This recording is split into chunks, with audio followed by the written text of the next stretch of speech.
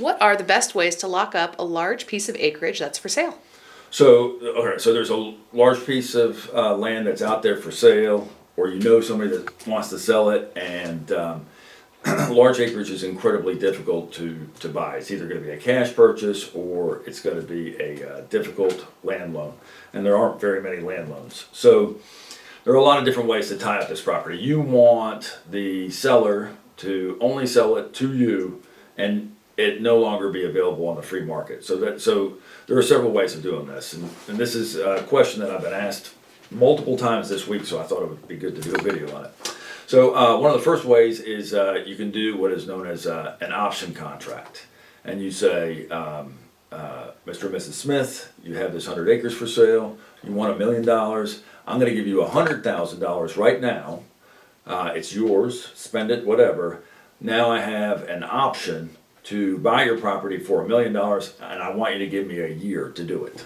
And so that ties up the property. In order for that to be more legitimate, you can have that option recorded at the Register of Deeds. So it's a recorded option. So that's one of your safest things.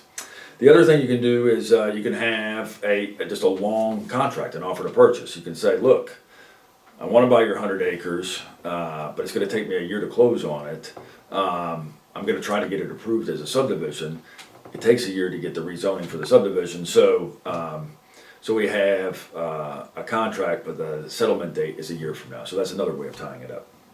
The other way of tying it up, and this is not very common, it used to be very common in the old days, and it might be common again, is called a JVP, or a joint venture project. And that we say, well, Mr. and Mrs. Smith, you have the land, I have the connections, the ability, the know-how how to get this rezoned.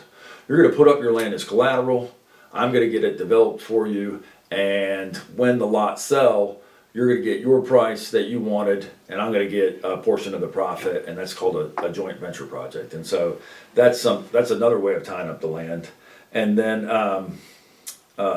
there's one that's kind of in between an option and an outright sale, and it's called owner financing. And you say, well, Mr. and Mrs. Smith, you got $1 million piece of land. I'm going to give you $200,000 down. I want you to hold paper on $800,000, and I'm going to make payments to you. And let's say it's a 30-year amortization, but we're going to have a 5-year balloon. So at the end of the 5 years, I'm going to pay the balance of it. And so that's another way of tying up the property.